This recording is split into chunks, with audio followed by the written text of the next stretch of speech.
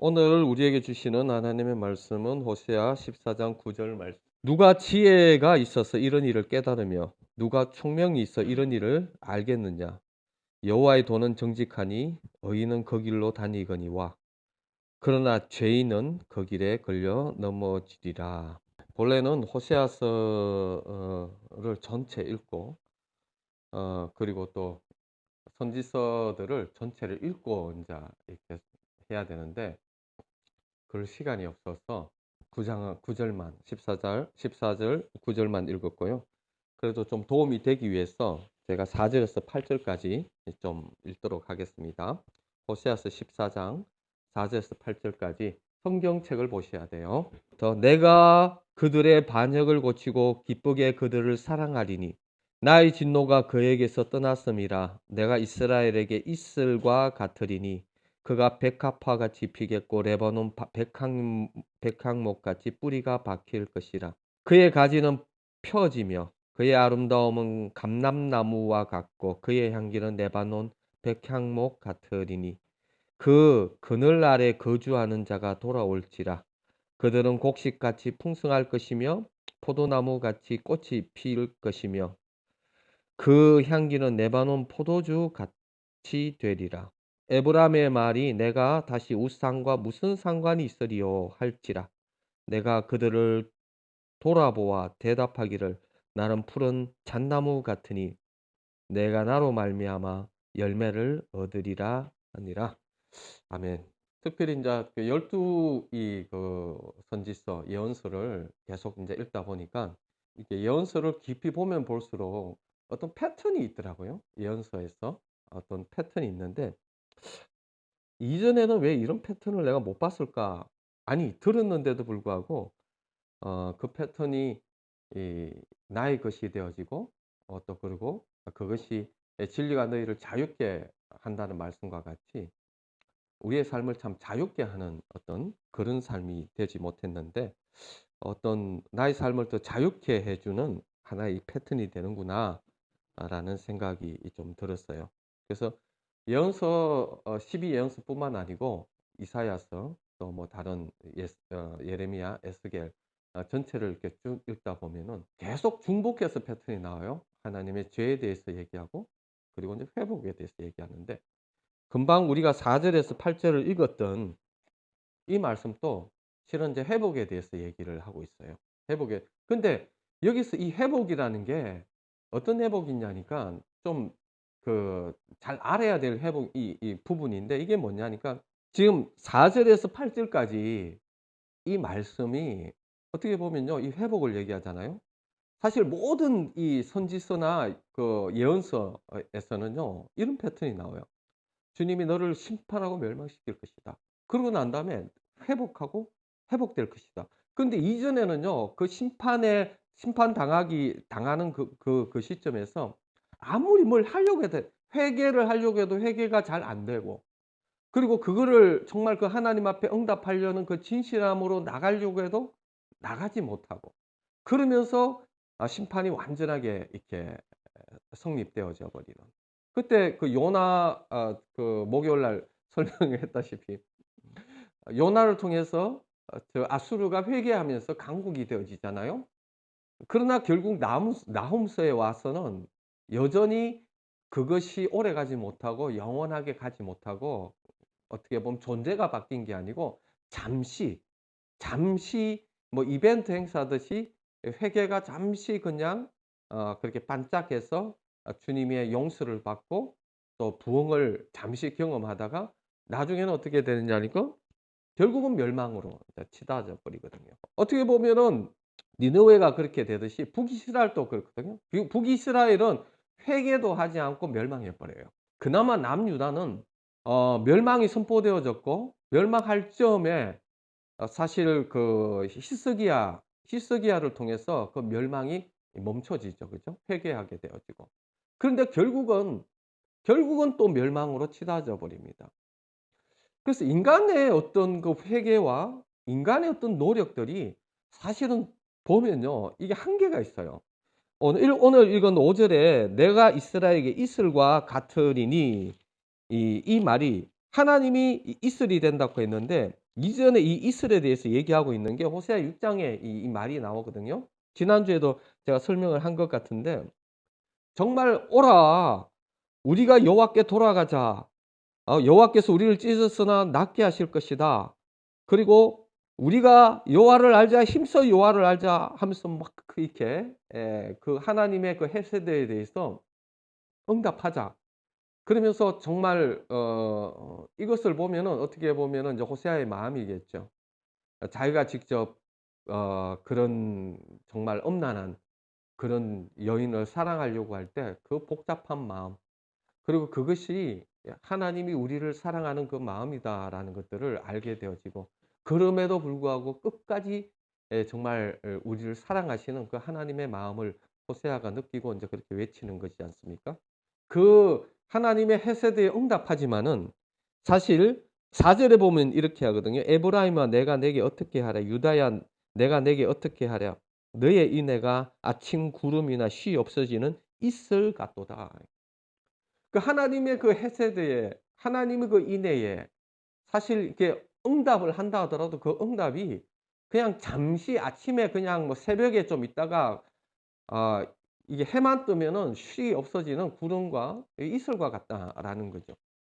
그러면서 어떻게 어디로 치닫느냐니까 결국은 멸망으로 치닫을 수밖에 없는 그런 결론이 난다는 거예요. 피할 수 없는 어떻게 보면 인간에게 있어서 이 심판이라는 것은 정말 피할 수 없는 과정이에요. 이사야서에서도 무슨 말을 하냐니까 이사야서도 이사야 6장에 보면 그러잖아요.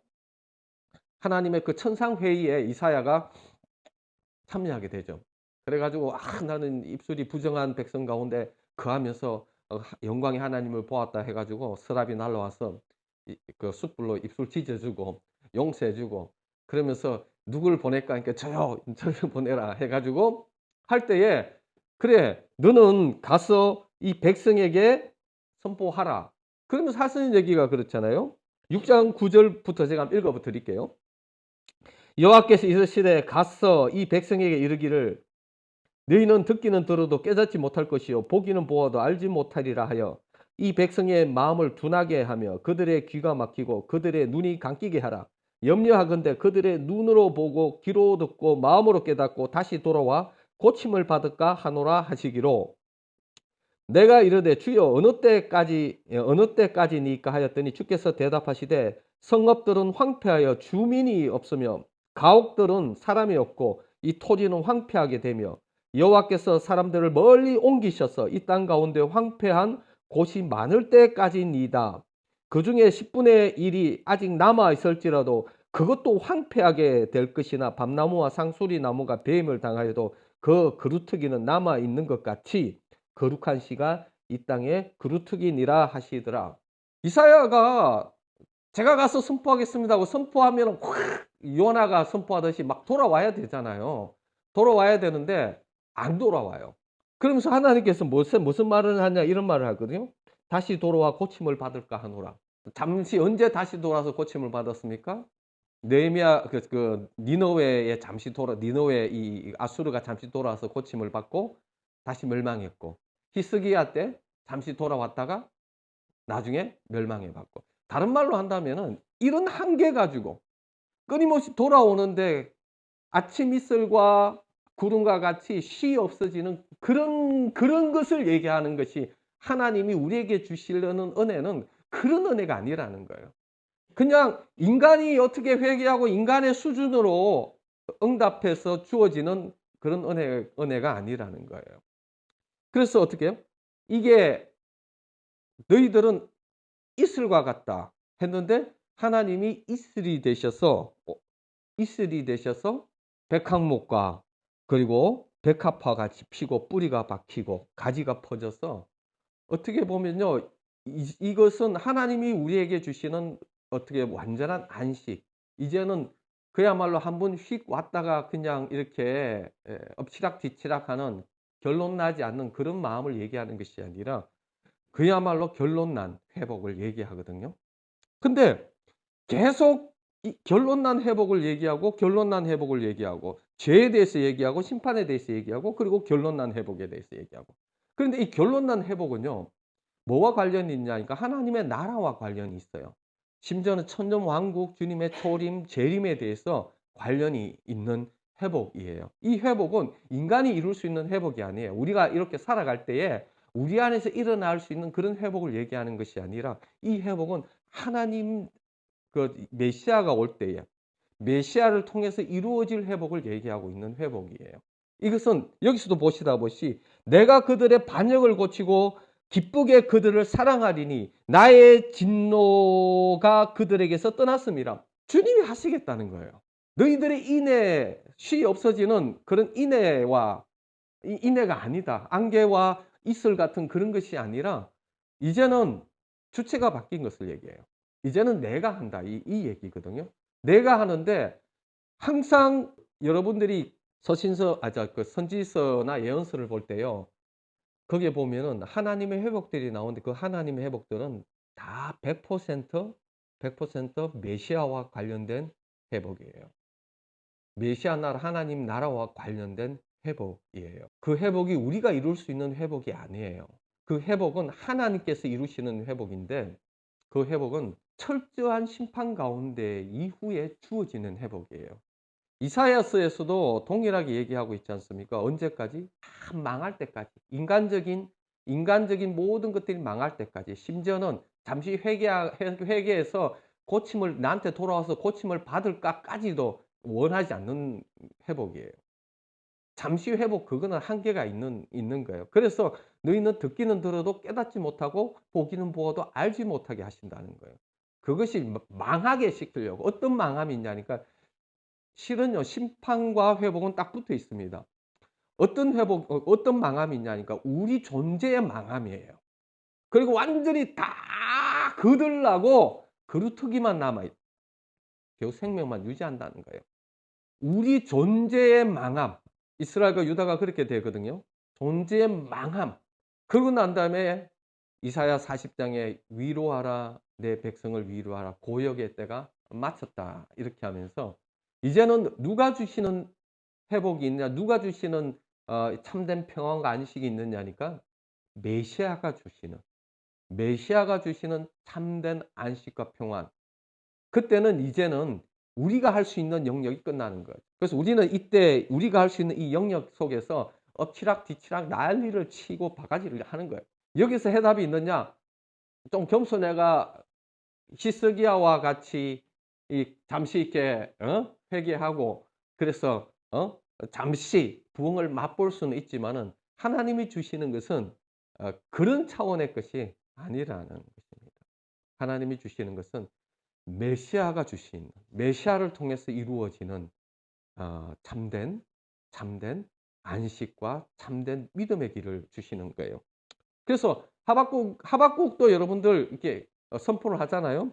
여러분들 다 아실 거예요. 하박국이 히스기야를 통해서 그야말로 그때 망할 그 유다가 망하지 않고 쭉 하는데 그러면은 잘 나가야 되잖아요. 근데 히스기야 다음이 므낫세인데 이놈은 그야말로 이전에 왔던 어떤 악랄한 왕보다도 제일 악랄한 게 므낫세예요. 히스기야 이후에 그야말로 무시무시한 악한 왕이 나와가지고 난리를 더 악한 짓을 하죠, 그죠? 그래서 이 하박국이 그러잖아요. 언제까지 이런 이스라엘 백성들의 이 패역함을 보겠느냐?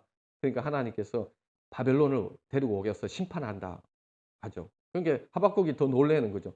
아니 바벨론은 더 악독한 놈들인데 어떻게 더 악독한 놈들을 해서 그래도 그 놈들에게 비하면은 어인인데 어떻게 그 악독한 놈들을 일으켜서 이걸 멸망하십니까? 라고 그게 불만이었죠. 그런데 하나님께서 보여주시죠. 하박국에게 또 메시아의 그 왕국에 대해서 보여주십니다. 메시아의 그 회복에 대해서 그것이 바벨론의 멸망과 바벨론이 멸망시키고 아수르가 와서 심판하고 하는 그 모든 것들은 하나님의 막대기와 같은 거예요.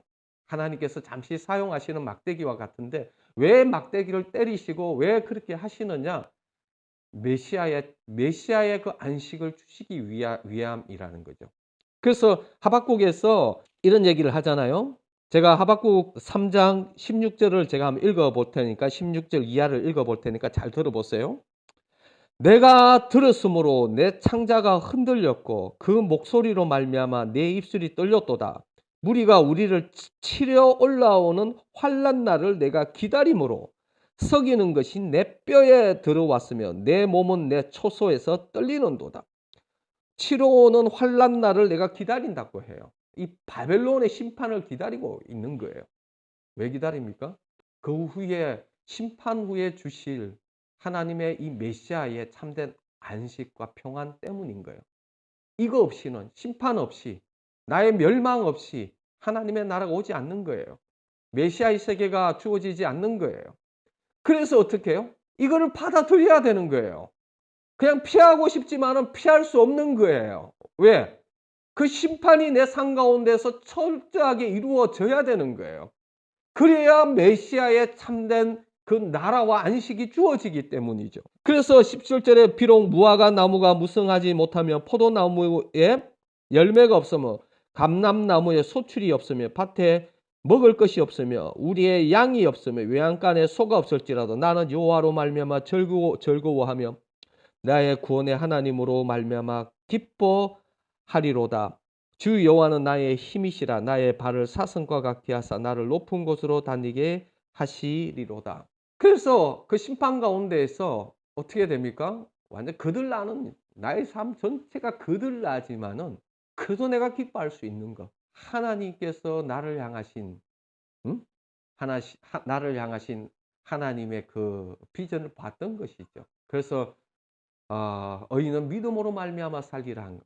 사실 이거를 9절에 그렇죠. 누가 지혜가 있어 호세아서 14장 9절에 누가 지혜가 있어 이런 일을 깨달으며 누가 총명이 있어 이런 일을 알겠느냐. 여호와의 도는 정직하니 의인은 그 길로 다니거니와 그러나 죄인은 그 길에서 걸려 넘어지리라. 회복은 메시아의 회복 외에는 회복이 없습니다. 한번 예언서 서신서를 읽어보십시오. 진정한 회복은 일시적인 인간적인 회복들은 있지만 일시적인 인간적인 회복을 하나님이 원하지 않습니다. 그래서 철저한 심판, 철저한 그 인간적인 무너짐을 주님은 이루십니다. 그러고 난 다음에 어떻게 해요? 하나님이 주시고 이제는 내가 한다 이거죠. 하나님이 하시는 회복, 하나님이 일하시는 회복을 이룹니다. 여러분들 모세도 동일합니다. 모세도요, 40대 모세는 자기가 이루려고 하는 어떤 그런 비전이 있었습니다. 여러분들 모세를 잘 연구해 보십시오. 모세는요, 정말 비전을 향해서 달려가는 자였어요. 그리스도를 위해서 고난받을 준비되어 있죠. 학문적인 준비 다 되어 있죠. 왕자의 위치가 있죠. 그리고 심지어는 자기를 통해서 이스라엘 백성들을 시킬 것이라는 비전까지도 모세가 다 알았습니다. 그것이 그 사도행전 7장 스데반 설교와 히브리서 11장 그 믿음장에 보면요. 모세가 어떤 자인지 다 40대 모세 그야말로 인간이 할 수 있는 최고의 인간이 이룰 수 있는 최고의 사람이었습니다. 그런 하나님 그런 인간적인 모세를 통해서 이루실 수 없습니다. 인간의 최고됨의 노력과 인간의 어떠함으로 하나님의 나라의 한 자락도 한 톨도 하나님 나라에 도움이 안 되고 방해밖에 안 돼요. 이것이 율법이거든요. 율법을 통해서 우리에게 끊임없이 보여주고 또 보여주고 보여주고자 하는 것이 다른 것이 아니에요. 죄, 너 죄인이야. 인간으로는 할 수 없어. 인간으로는 안 돼. 율법, 인간으로도. 그리고 하나님의 복음도 인간이 살 수 없어. 그거는 메시아, 내가 하는 거야. 그거 보여주는 거예요. 그래서 하나님이 언제 부르십니까? 80세, 40년 동안요, 완전히 모세의 그 인생 전부가 망가집니다. 심지어는, 유창하던 애굽의 언어조차도 다 잃어버리고, 그야말로 늙은 모세가 되어졌을 때, 그때 누가 하십니까? 아무 쓸모없는 그 모세가 하는 게 아니에요. 모세 안 가겠다고 합니다. 나는 못 간다고. 보낼 자를 보내라고. 그렇게 얘기합니다. 왜? 그 자기 존재를 아는 거죠. 자기의 모습을 아는 거죠. 하나님 그때까지 기다리시는 거예요. 존재가 박살날 때까지. 자기로서 할 수 없다라는 것들이 결론 날 때까지. 그리고 누가 하십니까? 내가 한다. 내가 한다. 베드로도 동일하지 않습니까? 베드로도 "주님 걱정하지 마십시오. 저런 놈들 저거 다 쓸모없어요. 환난 나면 다 도망갈 놈들이 주님 저는 종자가 달라요. 끝까지 주님을 지킬 겁니다." 그래서 진짜 오니까요. 칼을 뽑아 가지고 막 말고의 길을 치고 진짜 죽으려고 했죠. 했는데 어떻게 해요? 주님이 막으시고 그 계집종 앞에서 쪽팔림을 당하게 하시고 내가 주님을 사랑하지만은 주님을 따를 수 없는 존재라는 처절한 실패감 가운데에 베드로는 자기 존재를 보게 되어지죠. 그래서 베드로가 "니 나 사랑하느냐?" 하면은 그랬죠. 내가 주님을 사랑하는지 주님이 아십니다. 이런 얘기 절대 안 했어요. 박살 나고 난 다음에 이런 얘기하는 거예요. 결론이 주님이라는 거죠. 내가 사랑하는지 주님이 결론이십니다. 주님이 사랑한다면 사랑하고 사랑하지 않는다면 사랑하지 않는 거예요. "나 사랑합니다." 한데 "너 나 배신할 거야." 그러면 배신하는 놈이 되는 거예요. 진짜 주님의 모든 나의 그 모든 기준은 나에게 있는 게 아니에요.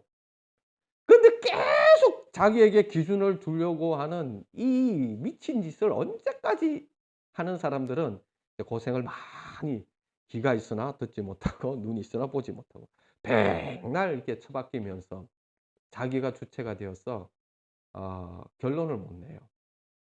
그럼 어떻게 해요? 고생만 하지 고생만. 죽도록 고생만 하고 언제 완전히 거루트기만 하고 거들나서 거루트기만 하고 그럼 이제는 어떻게 해요? 예. '내가 한다.'라는 주님이 오셔서 '내가 이룰 것이다.' 하는 주님의 때를 기다려야 되는 것입니다. 교회가 그냥 세워집니까? 아니요. 교회가 주님이 언약을 주셨어요. 성령이 올 때까지 기다려라. 성령이 올 때까지 기도하고 기다려라 했죠. 그리고 기도하는 그 120 문도인가요? 기도하고 기다리고 주체가 누구냐니까 우리가 아니에요. 주님이 오셔야 되는 거예요. 성령이 우리에게 오셔야 되는 거예요.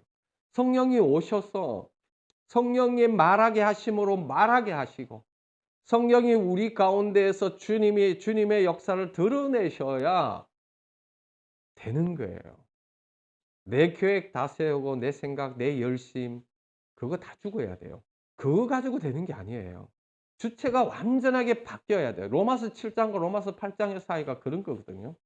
로마서 7장과 로마서 8장의 사이가 뭐냐. 이건 로마서 7장은요.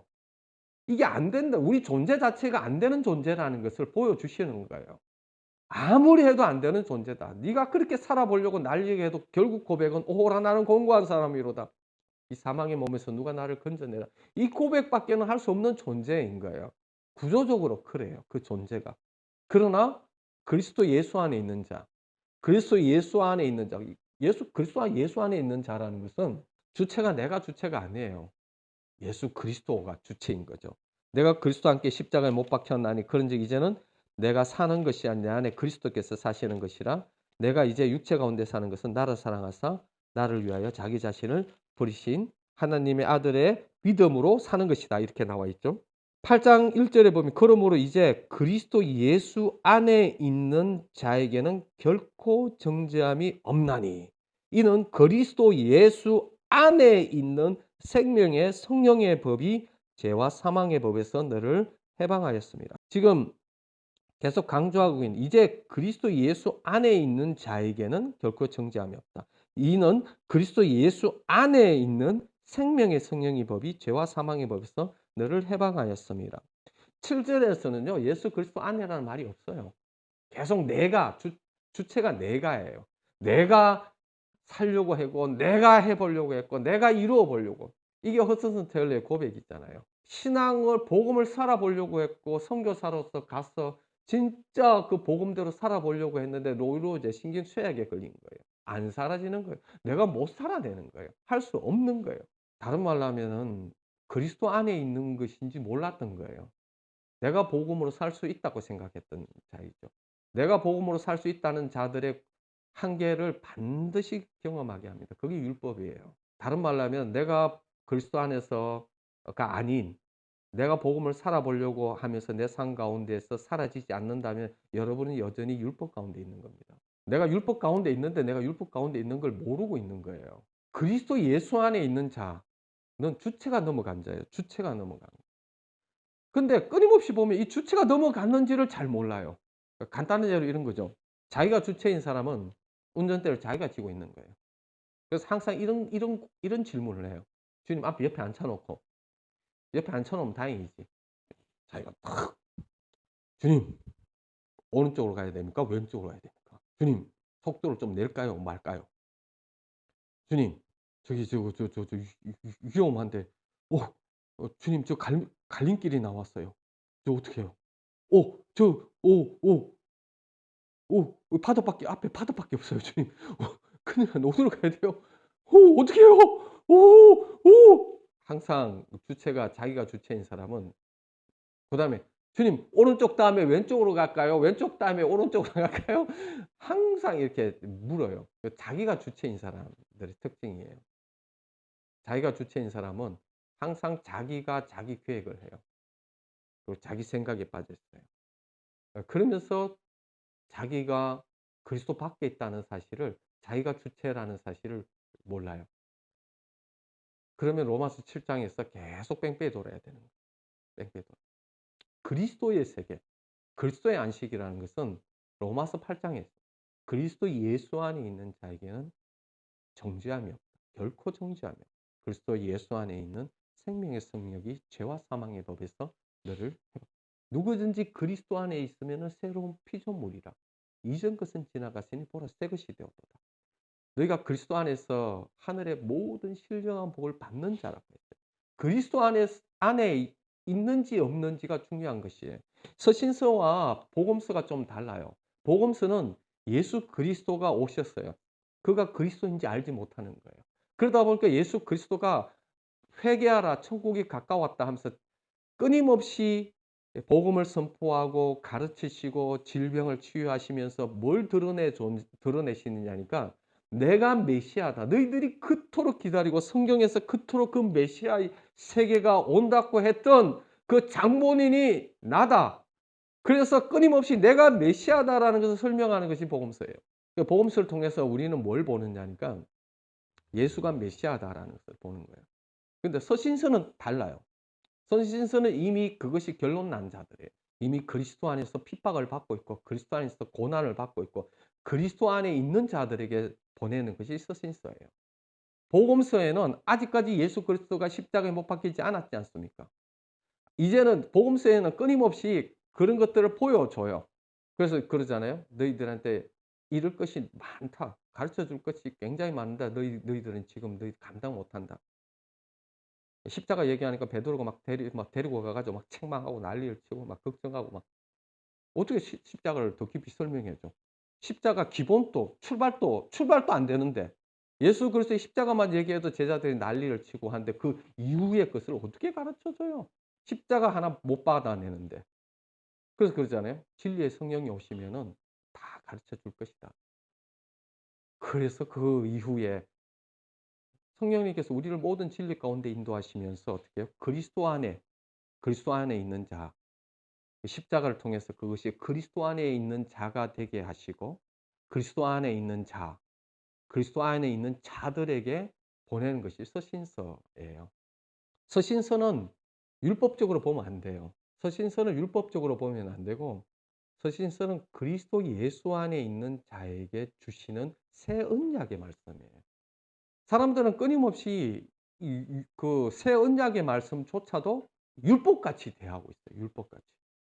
율법같이 대해서 율법으로 자꾸 뭘 이루어 보려고. 그러면 어떤 현상이 일어납니까? 예, 복음을 율법으로 만들어 가지고 이걸 잘 지키잖아요. 내가 복음으로 막 율법같이 이렇게 잘 살아내잖아요. 그럼 반드시 교만해져요. 반드시 교만해지고요. 복음으로 사는데도 교만해지고 산다고 하면서도. 그러면서 막 더 날카로운 정죄감. 그리고 못 살면요. 정말 그냥 비굴하고 비참해지고. 이거 계속 반복. 율법에서의 그 열매를 동일하게 복음을 줬는데도 불구하고 그 열매를 맺고 있는 이런 현상이 교회 안에서 얼마나 많은지 몰라요. 우리는 그런 삶이 아닙니다. 심판이 메시아의 세계는요. 완전히 다른 세계예요. 다른 차원의 세계예요. 그것은 주님이 이루시는 세계입니다. 이미 메시아가 오셨지 않습니까?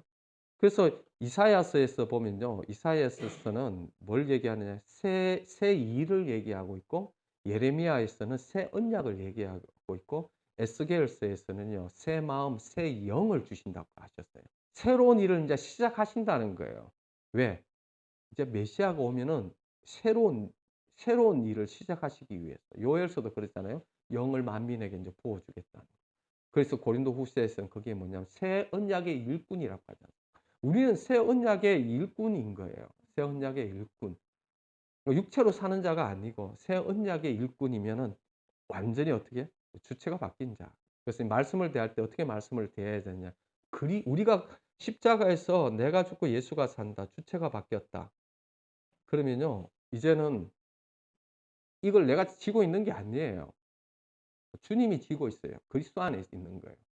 주님이 주체에 있어요. 이 코페르니쿠스의 전환이 일어나야 되는 거예요.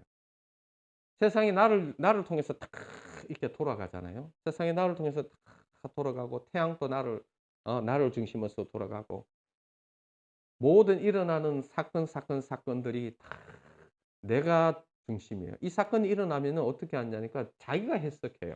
머리도 나쁘면서 자기가 해석해요. 그리고 일어난 사람이 있으면요. 그 사람과의 관계성 속에서 누가 있어요? 자기가 해석하고 있어요. 여전히 자기의 주체성을 한 번도 벗어난 적이 없어요. 자기가 신이고 자기가 하나님인 거예요. 기분 나쁘면요. 자기가 해석한 대로 반응해 버립니다. 뭐 상황과 환경이 생기잖아요. 그럼 자기가 해석한 대로 반응해 버립니다. 그거는 심판받아야 되는 거예요, 심판. 그래 가지고 어떻게 해요? 망해야 되는 거예요. 거루터기만 남도록 박살 나야 돼요. 그리고 어떻게 해요?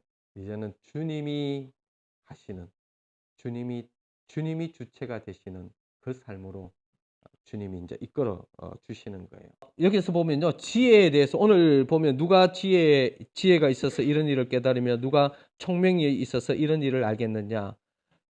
요 지혜에 대해서 이렇게 얘기를 이렇게 하죠. 구약에서도요. 신약에서도 로마서 11장에 보면은 이런 말씀 33 절에 이런 말씀이 있어요. 깊도다 하나님의 지혜와 지식의 풍성함이여 그의 판단은 헤아리지 못할 것이며 그의 길은 찾지 못할 것이로다. 누가 주의 마음을 알았느냐? 누가 그의 모사가 되었느냐? 누가 주께 먼저 드려서 갚으심을 받겠느냐? 이는 만물이 주에게서 나오고 주로 말미암고 주에게로 돌아갑니다. 그에게 영광이 쎄쎄 있을지어다 하면 만물이 주님에게서부터 나오고 주님으로 말미암고 주님에게로 돌아갑니다. 다른 말로 하면요. 우리가 생각할 수 있는 이 힘도 새끼손가락을 올릴 수 있는 이런 힘도 우리가 호흡하면서 살아갈 수 있는 이런 것들도 우리가 다 주님이 주셔서 주님을 의지하고 주님을 기동해서 살아가는 겁니다. 만물이 주님에게서 나옵니다. 그리고 또한 우리의 마음이 강팍해지지 않는 이 모든 것조차도 주님께서부터 나온다라는 것들을 여러분들이 믿으셔야 돼요. 주님이 전능하시다. 주님의 전능하심이 얼마나 전능하시느냐의 그 깊이에 날아가는 새도 주님 명령 없이는 떨어지지 않아요. 주님이 여시면 닫을 자가 없어요. 머리카락도 주님 다 세고 계세요. 순간과 찰나에도 주님의 전능하심은 부족함이 없습니다. 주님의 이 모든 세계는 이 세상은요 이미 태초전에 창세전에 이미 다 우리를 선택하셨어요. 그 역사는 주님 안에서는 다 마무리가 되어 있어요. 요한계시록 보세요. 역사는 주님 안에서 이미 마무리가 다 되어져 있는 역사예요. 결론까지 알파와 오메가까지 다 오메가 있어요. 다 이렇게 결론을 내놓고 계시는 분이 있어요. 그러니까 우리는 주님의 전능하심을 믿지 않아요. 주님이 못할 것이 있다고 생각해요. 나를 혹시나 이렇게 구원 못할 수 있는 뭔가 이렇게 내가 아주 이렇게 나의 어떠함 때문에 주님이 상당히 힘들어 하시면서 뭔가 이렇게 실수하실 수 있다고 이렇게 믿고 있어요. 그런 분 아니에요.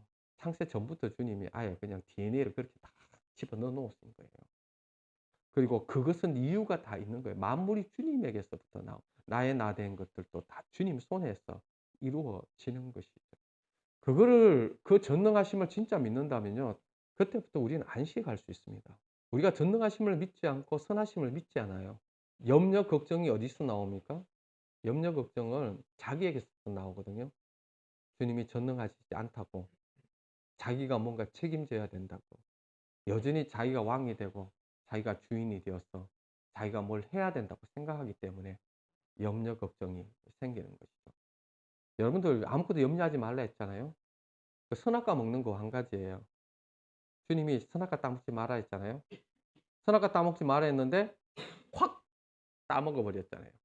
지금 염려하지 마라 했는데 확 염려해 버리잖아요. 똑같은 행동이에요. 너는 선악과를 먹지 말라. 너 염려하지 말라.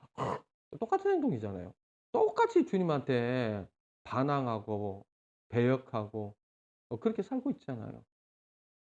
하지 말라는 건 꼭 하고 앉아 있잖아요. 주님의 세계가 주체가 넘어가지 않고는, 결론 내지 않고는요, 우리는 신앙의 한 발자국도 살 수 없습니다. 자기가 해 보려고 해요. 안 돼요. 심판받아요. 잠시에는 할 수 있어요. 메시아의 세계가 안 열려요. 메시아의 세계는 그런 세계가 아닙니다. 주님이 주체가 되시는 세계, 참된 안식과 영혼의 세계, 그 세계는 주님의 이 지혜, 깊도다 하나님의 지혜와 지식의 풍성함. 누가 지혜가 있어서 이런 일을 깨달으며 누가 총명이 있어서 이런 일을 알겠느냐? 그럼 메시아 세계를 어떻게 알아요, 이 세상 사람들이? 여전히 내가 뭘 해보려고 하지. 안 돼요. 메시아 세계는 주님이 하셔야 되는 거예요. 내가 완전히 멸망당해야 되는 거예요. 그래야 주님이 하십니다. 그거 뺑뺑이를 언제까지 도실 거예요? 그만 도셔야 돼요. 그리고 어떻게 해요? 주체가 완전히 넘어가야 돼요. 주체가 넘어가면은 얼마나 좋은지 몰라요.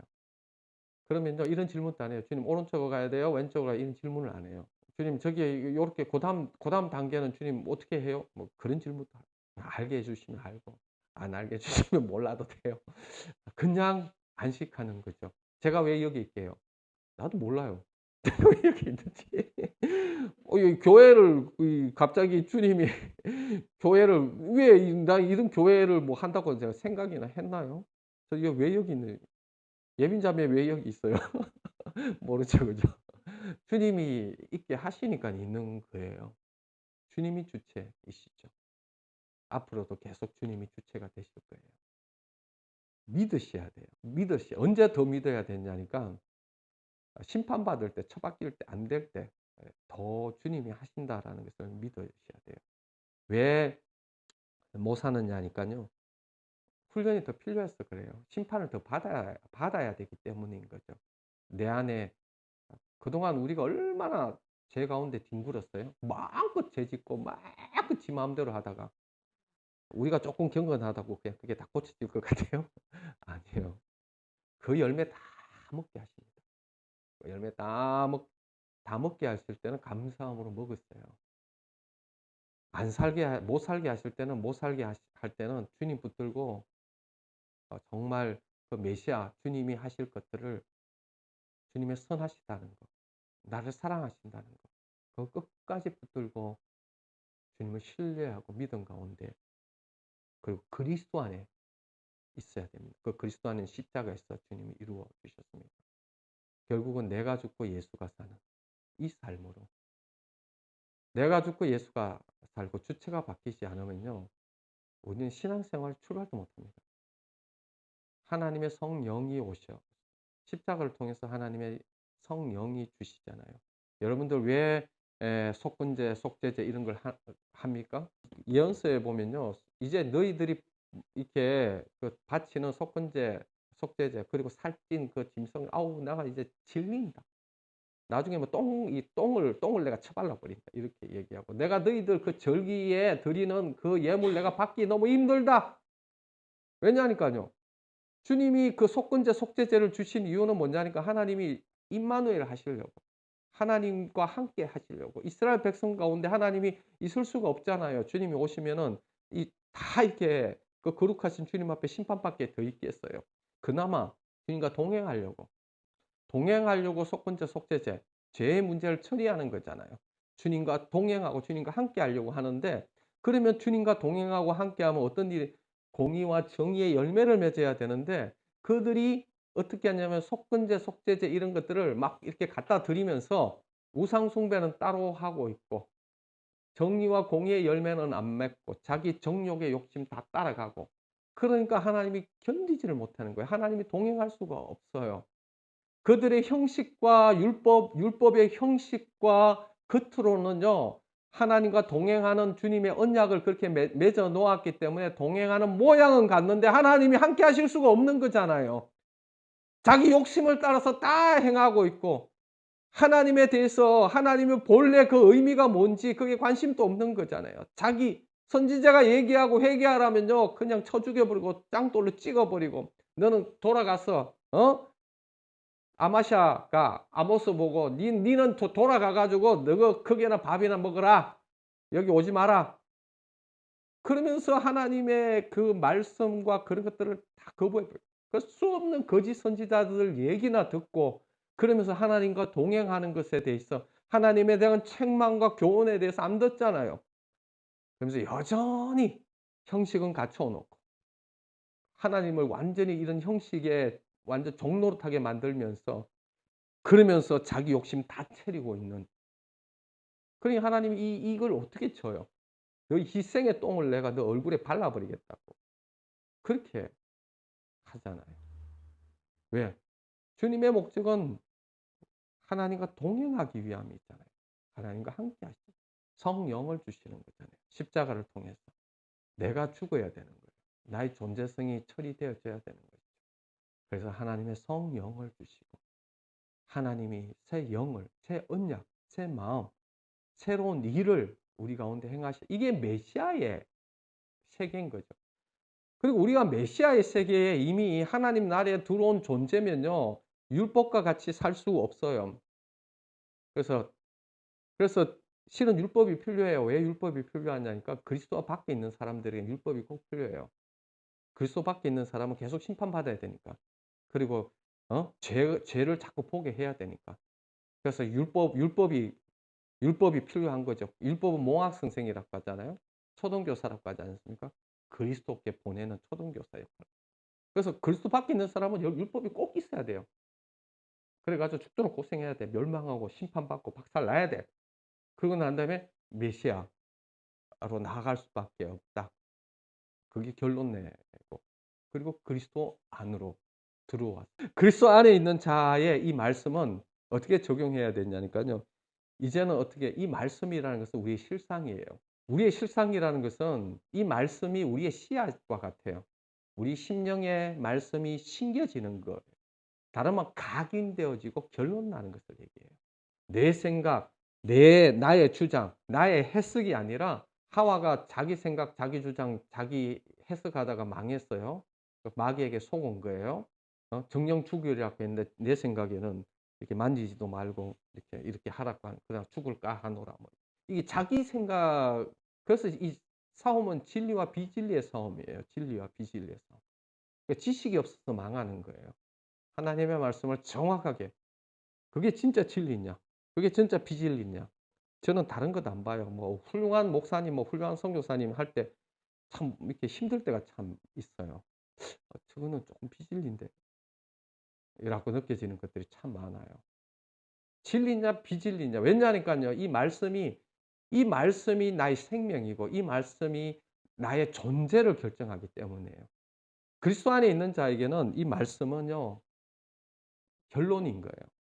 씨앗인 거예요. 나의 어떤 성품과 나의 어떠함으로 인해서 되어지는 게 아니에요. 이게 실상이에요. 그 실상이 심어졌을 때에 이것이 뿌리가 박히고 이것이 자라났어. 이것이 열매 맺는 것이지 내가 열매 맺는 것이 아니에요. 주님이 말씀이 열매 맺는 거고 주님이 열매를 맺게 하시는 거예요. 내가 열매 맺는 것이 아니라. 그래서 항상 그리스도 안에 있는 자 그리고 그 말씀이 각인되어지는 자.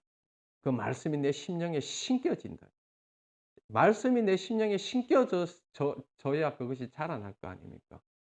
그래서 그 말씀이 결론되어지는 거죠. 그래서 이제는 말씀을 볼 때에 율법적으로 보시면 안 돼요. 이 말씀은 우리의 생명이에요. 이 말씀을 심는 거예요. 우리 심령에 심는 거죠. 그래서 그 말씀이 자라났어. 그 말씀이 내 가운데 일어나.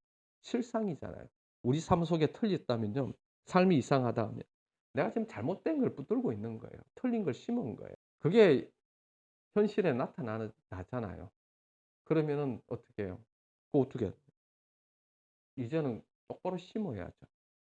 똑바로 잡아야죠. 똑바로 결론 내야죠. 그럴 때에 내 삶 가운데서 온전한 열매를 맺어 가는 것이죠. 그래서 말씀을요. 시간이 있으면은 계속 주야로 말씀을 봐야 돼요. 주야로 말씀을 심령에 심어야 돼요. 그리고 분별해야 돼요. 진리냐 비진리냐 그런 부분에 대해서 바르게 분별해야 됩니다. 어떤 털이나 어떤 그런 뭐랄까 해야 돼요. 그런 데 갇히지 마시고 항상 하나님의 말씀이 생명이 되도록 내 삶 가운데 열매가 되도록 하는 우리는 새 언약의 사람들이고요. 메시아의 사람들이에요. 메시아 시대가 이미 열렸어요. 초림. 그러나 주님이 오실 때는 이제는 완전하게 될 것입니다. 이제는 이전의 구원약과 율법대로 살아가는 존재가 아니고 우리는 메시아 안에서 살아가는 존재입니다. 그래서 여러분들 예언서를 보면요. 딱 나와 있어요. 진정한 세계는 메시아의 세계 외에는 없습니다. 메시아의 회복 외에는 없어요. 그 모든 것은 메시아의 회복이지 인간의 회복, 우리가 인간이 할 수 있는 어떤 가치도 어떤 여지도 남겨두지 않아요, 성경은. 그래서 철저하게 예수 그리스도가 전부 되고 예수 그리스도만 남는, 그래서 오직 예수 그리스도가 주시는 그 세계로 여러분들 결론 내시기를 축원합니다. 예, 기도하겠습니다. 하나님 깊도다 하나님의 지혜와 지식의 풍성함이여 이런 만물이 주에게서 나오고 주로 말미암고 주님에게로 돌아갑니다. 그에게 영광이 세세에 있을지어다. 하나님 주님이 예수 그리스도 이 십자가의 도가 우리의 하나님의 지혜이고 하나님의 능력입니다. 하나님 여전히 인간이 할 수 있는 것이냐, 뭔가 내 속에서 소망을 찾는 이 미친 짓이 하나님 완전하게 심판받고 완전하게 거들나며 끝장나게 하시고 주님 심판하여 주셔서 여전히 내게 남아있는 나에게 소망을 찾으려고 하는 또 내가 복음을 살아보려고 하는 그 모든 속임수에서 주님 심판하시고 책망하시고 건져주시고 이제는 예수 그리스도 안에서 살아가는 삶으로 인도하여 주십시오. 예언서에서도 끊임없이 얘기하고 있는 인간의 그 인애가 그리고 인간의 그 인애가 얼마나 가치 없는 해가 뜨면 사라지는 안개와 이슬과 같은 그 인애밖에는 되지 않습니다. 그러나 주님이 우리의 이슬이 되시고 주님이 우리의 존재와 우리의 모든 것이 되십니다. 주님 그리스도 안에서 이 말씀이 우리의 전부 되게 하시고 씨앗 되게 하시고 실상 되게 하셔서 우리의 삶 가운데 풍성한 삶을 살아가게 하여 주시옵소서. 감사하며 예수님 이름으로 기도드립니다.